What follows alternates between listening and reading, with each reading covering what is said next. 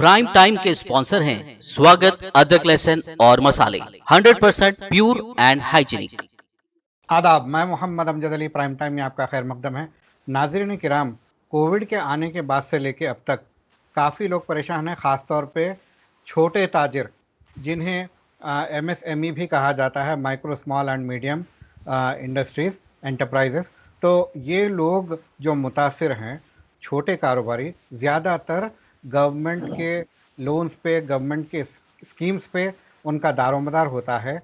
और अगर ऐसे में जब लॉकडाउन 1 हुआ, लॉकडाउन 2 हुआ, जिसकी वजह से बिज़नेस बंद कर देना पड़ा, तो ये बिज़नेस बंद रहने के दौरान उन्हें काफ़ी नुकसान हुआ।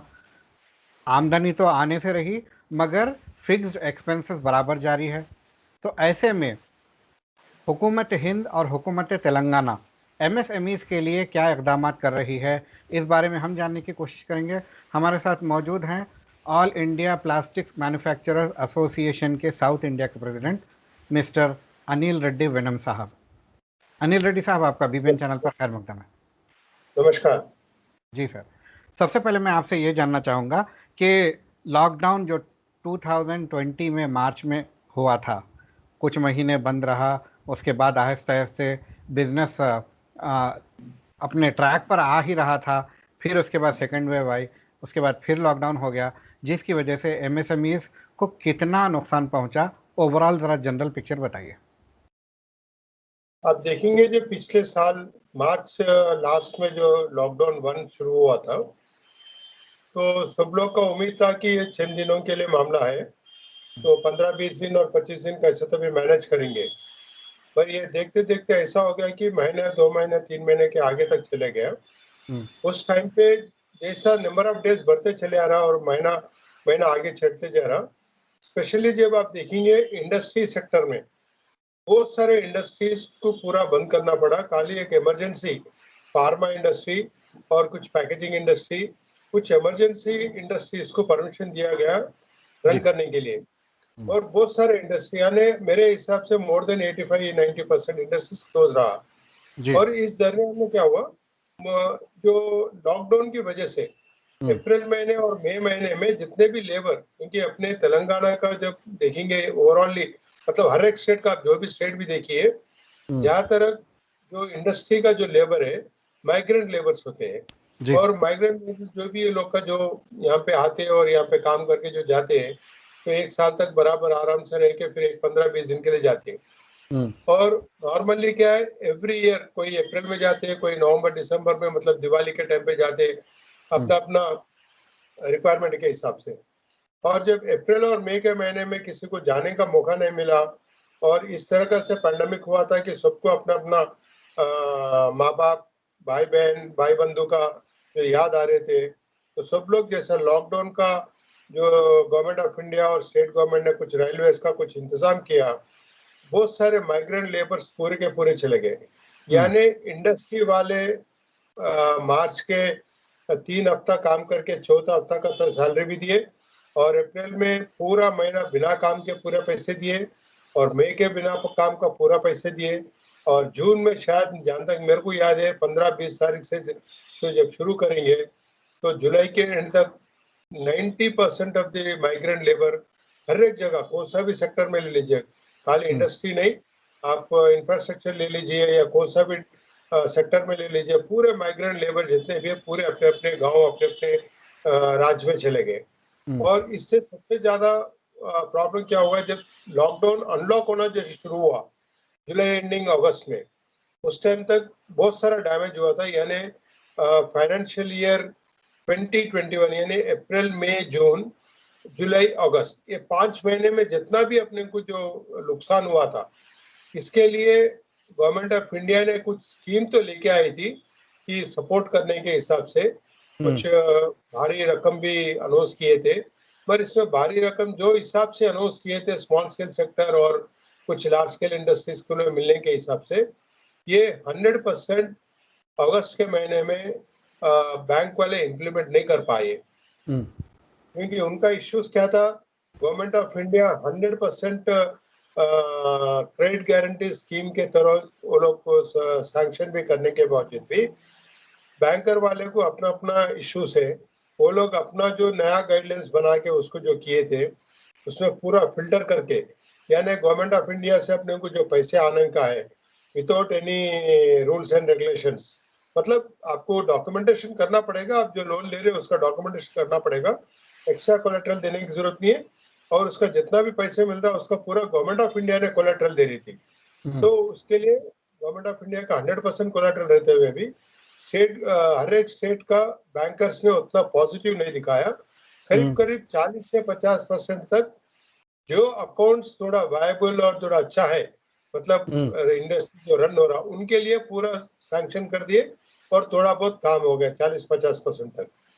और जैसा अगस्त के बाद में जैसा अनलॉक होना जैसा शुरू होते चले गया, और हम लोगों को जैसा खबर इंडस्ट्री एसोसिएशन को खबर मिलते शुरू हो गया कि एक एक चीज में बैंकर की तरफ से जो प्रॉब्लम हो रहा था, तो बैंकर्स को इन्वॉल्व करके, आरबीआई को इन्वॉल्व करके, गवर्नमेंट ऑफ इंडिया के ऑफिशियल्स को यानी मिनिस्ट्री लेवल में भी हर एक जगह इन्वॉल्व करके अपना इश्यूज, ये इश्यूज है बोल के बताते हुए भी और थोड़ा ईज आउट कर दिए सोए। यानी भाई सितंबर तक जो स्कीम था, 30 सितंबर तक का जो स्कीम था उसको क्या करे, जो 40-50% तक का होता और एक 15-20% का बढ़ोतरी मिली। उसके बावजूद भी अपने को पूरी स्पेशली स्मॉल स्केल सेक्टर को पूरा सपोर्ट नहीं मिल पाया, क्योंकि स्मॉल स्केल सेक्टर में क्या है, अगर से आप एग्जांपल के तौर से 100 यूनिट्स लेंगे, 100 यूनिट्स में कम से कम 90 यूनिट्स बैंक लोन हुए, तो 10 यूनिट्स बैंक के बिना लोन रहते, वो लोगों को ये वाला स्कीम में नहीं मिल सकता। तो ये पूरा चीजों को देखते हुए बहुत सारे इश्यूज है, और जैसा अनलॉक होते चले गया और सेंट्रल गवर्नमेंट ने और थोड़ा आगे आके थोड़ा डिफरेंट सेक्टर्स, इंफ्रास्ट्रक्चर को सपोर्ट किया और सर्विस सेक्टर को, एक एक सेक्टर को सपोर्ट करते हुए और फाइनेंशियल थोड़ा इंक्रीज करते हुए, और जो जो प्रॉब्लम्स है छोटे छोटे उसको भी इज आउट करते हुए, और जो 25 करोड़ का लिमिट को 50 करोड़, 50 करोड़ से 100 करोड़ तक का लोन है सवाल के लिए जो करते आगे चले गए। ये पूरा मामला अपने को दिसंबर और जनवरी मार्च तक भी चलते चले गया। ये पूरा एक चीज होते जा रहा, मगर आप देखेंगे ना जैसा सितंबर, अक्टूबर, नवंबर के बाद में जो इंडस्ट्री जैसा टेक ऑफ करने के लिए जो शुरू हो गया था दशहरा दिवाली के बाद में, और मूड भी अच्छा था इंडस्ट्री का कि हाँ भाई अभी थोड़ा शिफ्ट हो गया पैंडेमिक से और काम काज चलने लग गया। डेफिनेटली जो पिछला नुकसान हुआ उसको तो कवर नहीं कर सकते, पर जहाँ पे स्टार्ट हो रहे थे अक्टूबर नवंबर में, वहां से अपन थोड़ा बहुत काम करने के लायक रहेंगे और थोड़ा बहुत आगे जाने का गुंजाइश रहेगा। और सबसे अच्छी बात क्या है, जैसा पैंडेमिक का अनलॉक पूरा होते ही जो माइग्रेंट लेबर पूरे के पूरे चले गए थे, और वो लोग भी ज्यादातर 100% आए नहीं थे, मगर जितने लोग भी आए यहाँ पे बहुत महंगा हो गया इंडस्ट्री के लिए और इंफ्रा के लिए। पहले जो हिसाब से लेते थे और जब काम करने के हिसाब से वो लोगों को फ्लाइट में लेके आए सोए, बस में लेके आए सोए, ट्रेन में लेके आए सोए, और जाके अपने को बुला के लेके आए थे ना, दावत में बुला के लेके आए थे, वैसा लेके आए थे। और उस तरह से लेबर को लेके आके उनका जो एग्जिस्टिंग पेमेंट था उससे ज्यादा भी दिए, और ज्यादातर जो एग्जिस्टिंग लेबर हमारे पास काम करते थे उसके अलावा नया लेबर को लेके आना पड़ा। लेबर तो आ गया, कामकाज चलते जा रहा और ये पूरा चीज होते जा रहा। ये रह गए गवर्नमेंट ऑफ इंडिया की तरफ से। लेबर चार्जेस कितने % इंक्रीज हुए? हाँ सर, लेबर चार्जेस कितने % इंक्रीज हुए? लेबर चार्जेस करीब करीब 15 से 25% तक इंक्रीज हो गया। अच्छा, ये तनख्वाह में जो इंक्रीज हुआ उसका एक फेस है, और दूसरा फेस क्या है बोले तो इससे पहले नॉर्मली क्या एक महीने का तनख्वाह या ज्यादा 1.5 महीने का तनख्वाह एडवांस दिया जाता था, मगर सेकंड टाइम में जब वो लोग लेके आना पड़ा 3-3 महीने का एडवांस देना पड़ा। अच्छा, तो वो सबसे बड़ा तकलीफ हुआ। ठीक है, वो लोग आज में तो 2-4 दिन के बाद में या 6 महीने के अंदर में पूरा उसको एडजस्ट होते रहता, पर उस वक्त जो इंडस्ट्री को जो ऑलरेडी लॉसेस है, जो फाइनेंशियल क्राइसिस है, और उस टाइम में उतना 3-3 महीने 6 महीने का जो एडवांस देने का और प्राइस इंक्रीज जो हुआ सैलरीज का, ये पूरा बर्डन एक ही बार में लेना तकलीफ था। और इसके साथ साथ में इंडस्ट्री को सबसे बड़ा झटका जो मिला, हर एक रॉ मटेरियल प्राइस, आप कौन सा भी रॉ मटेरियल प्राइस ले लीजिए, फॉर एग्जांपल प्लास्टिक में क्रूड का प्राइसेस देखिए, सीमेंट का प्राइसेस देख लीजिए, स्टील का प्राइसेस देखिए, करीब करीब 30 से 50% के ऊपर थोड़े चीजों में तो 100% भी इंक्रीज हुए सो प्राइसेस। जी। तो मतलब जो अपना एग्जिस्टिंग लिमिट जो रहता, शायद एक 50 टन के हिसाब से अपना प्रोडक्शन के हिसाब से सोचते थे, मगर जो प्राइसेस इंक्रीज हुआ, आपका 50 टन नहीं, करीब 15-20 टन से बढ़ के नहीं काम कर सकते।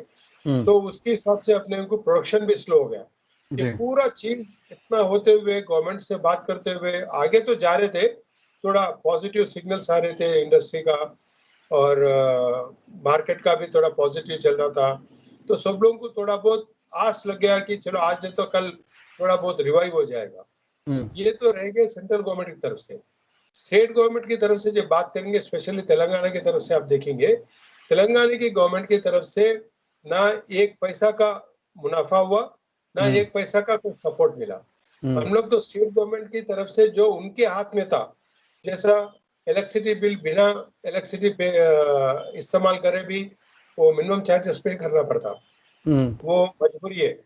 तो हम लोग उसको वेव करने के लिए रिक्वेस्ट किए थे, उसको भी वेव नहीं करे।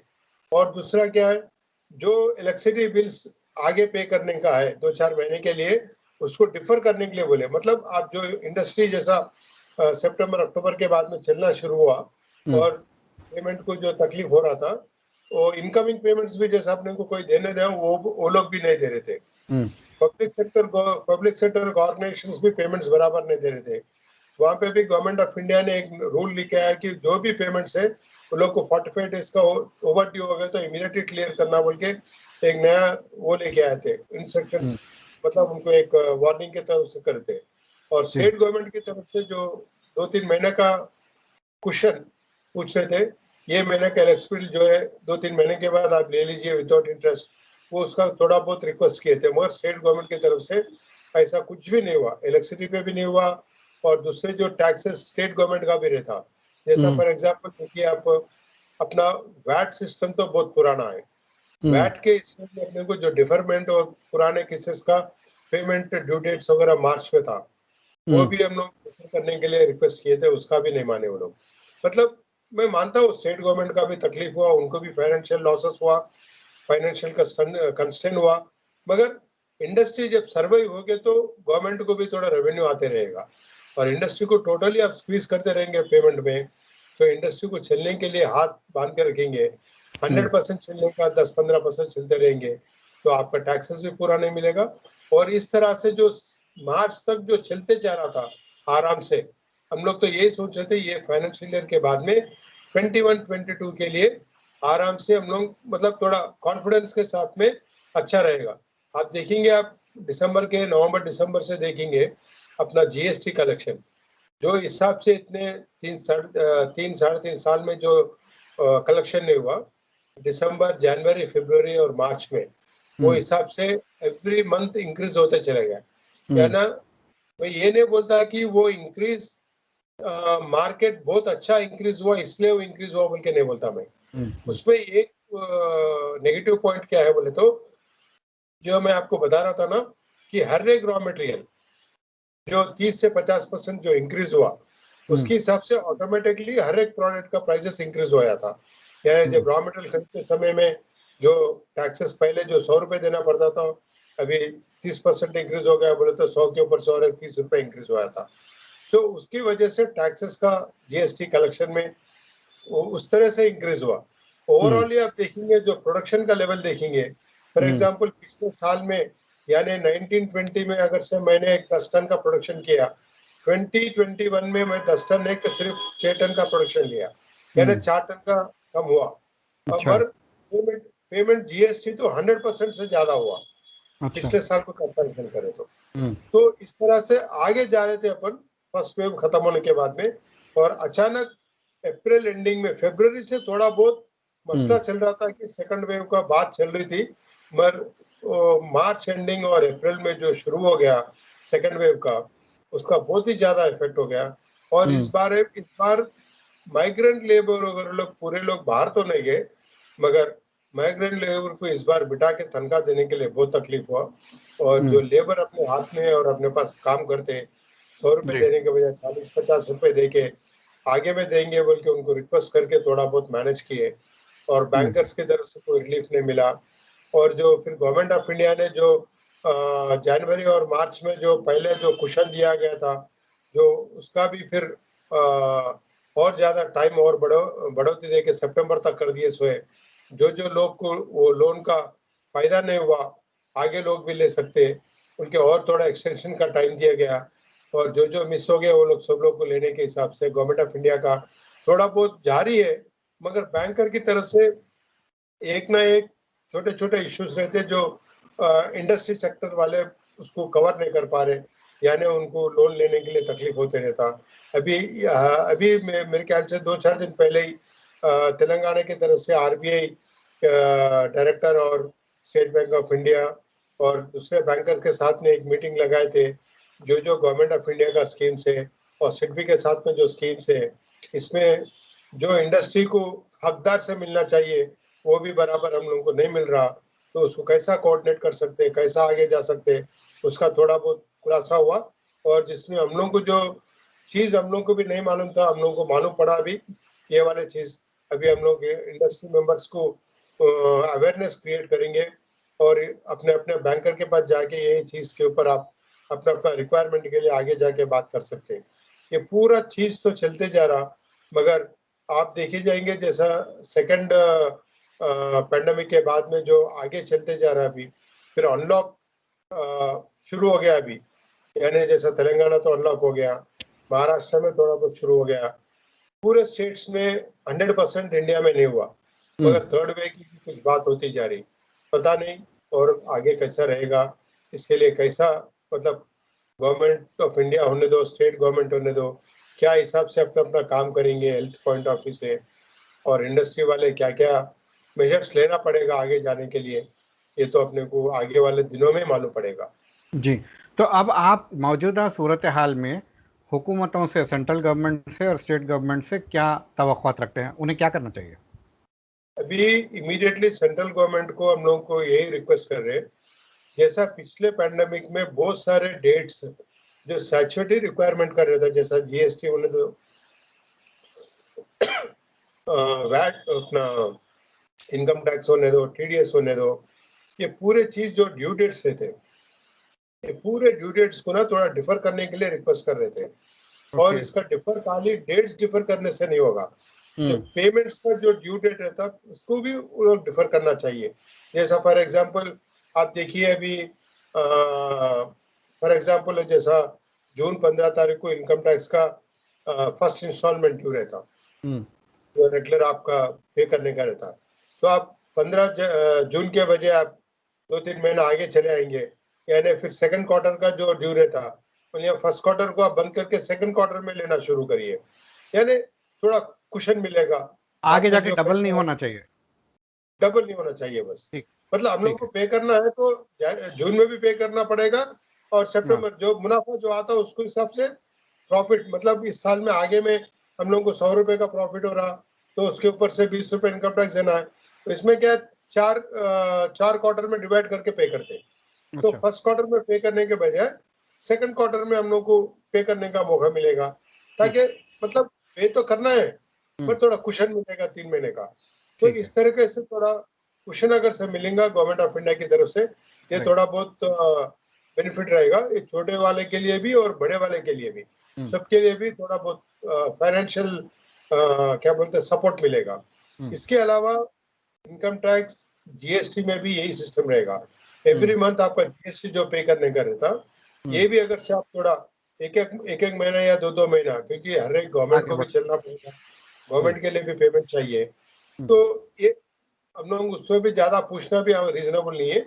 इस महीना पे करने के बजाय अगले महीने तक, मतलब 1 महीने का क्वेश्चन दीजिए, ताकि गवर्नमेंट 1 महीना संभाल लीजिए, हमारे को 1 महीना, मतलब विन विन सिचुएशन के हिसाब से आगे जाने के हिसाब से, क्योंकि स्टेट गवर्नमेंट का अपना अपना रिक्वायरमेंट है, बहुत सारे स्कीम्स में वो लोग पैसा देना पड़ता है। जैसा for example Telangana state government का होने दो, उनको अपना एग्रीकल्चर लोग के लिए जो स्कीम है या लॉट ऑफ स्कीम्स, तो अपना अपना पैसा रिक्वायरमेंट रहता है उनको, तो थोड़ा कुशन दिए तो अच्छा रहेगा। ये हमारा सेंट्रल गवर्नमेंट से है, और स्टेट गवर्नमेंट से दोबारा हम लोग यही पूछ रहे हैं कि तेलंगाना गवर्नमेंट का पिछले 4-5 साल से इंसेंटिव्स नहीं दिए, अच्छा, और वो देना भी शुरू करेंगे वो लोग।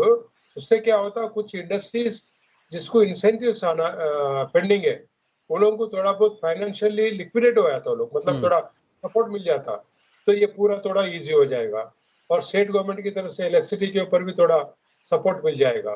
तो ये चीज के ऊपर स्टेट गवर्नमेंट को पूछना चाह रहे हैं हम लोग। तो आपने जब जब बजट पेश किया था, जब भी मैंने आपसे इंटरव्यू लिया था, तभी भी आपने बताया था कि इंसेंटिव्स पेंडिंग है। तो बराबर, आखिर ये पेंडिंग रखने की वजह क्या है? गवर्नमेंट के पास पैसा नहीं है सब। हम्म अभी आज की तारीख के हिसाब से करीब करीब 3,000 मतलब करोड़ का पैसा देने का है। हम्म तो उसमें क्या है, अभी वो पैसा देना बोले तो किधर से देना? अभी स्टेट गवर्नमेंट के पास आज की तारीख में जो पैसा आते रहता, वो बहुत सारे स्कीम में सब पहले करना। अभी जैसा अब 1 तारीख आ गया, सैलरीज को देना पड़ता, और जो उनका जो अभी रिसेंटली जो इंक्रीज किए उनका भी जुलाई 1 तारीख को वो भी इंक्रीमेंट देना पड़ेगा, मतलब जो पेंडिंग था वो भी देना पड़ेगा। तो उनके पास ये रिक्वायरमेंट में उनका सफिशिएंट होते जा रहा, और हम लोग को देने के लिए कुशन नहीं मिल रहा उनको। ठीक है, ठीक है।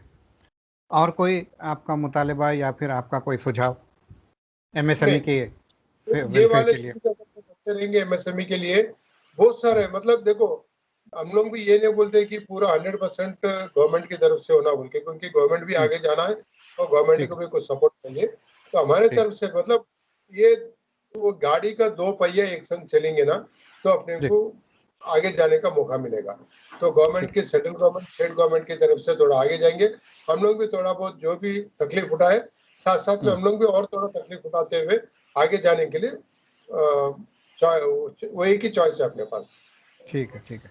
हमसे बात करने का बेहद शुक्रिया। शुक्रिया। जी, तो नाज़रीन, ये थे जनाब अनिल रेड्डी वनम साहब। ये बता रहे थे, एमएसएमई से ताल्लुक़ रखते हैं। इनका जो है प्लास्टिक्स मैन्युफैक्चरर्स एसोसिएशन के बड़े पोजीशन पर भी है साउथ इंडिया में। ये बता रहे थे कि हुकूमत तेलंगाना की जानिब से एमएसएमईज़ को एक नए पैसे की मदद नहीं की गई। ये काबिल अफसोस बात है। उन्होंने कहा कि इलेक्ट्रिसिटी वेवर्स और इलेक्ट्रिसिटी जो बिल्स है, थोड़ा देर से भी कलेक्ट करें, और जो लॉकडाउन पीरियड था वो टाइम पे जो है वो बिल को माफ़ भी करें। और इन्होंने सेंट्रल गवर्नमेंट से ये रिक्वेस्ट की है कि जो रिसीवेबल्स है उसमें आप थोड़ा ड्यू डेट बढ़ाएं, और इफ़ेक्टिवली ड्यू डेट बढ़ाएं। कम से कम 1-1 महीने का कुशन दें, ताकि जो नुकसान है उसका बोझ इक्वली शेयर किया जा सके हुकूमत और इंडस्ट्री के दरमियान। तभी जाके एमएसएमईज़ फूल फल सकते हैं और इकोनॉमी में पार्टिसिपेट कर सकते हैं। अब देखिए आगे क्या होता है, हुकूमतें क्या फ़ैसले लेती हैं। अगले एपिसोड तक के लिए हमें दीजिए इजाज़त। शब बख़ैर।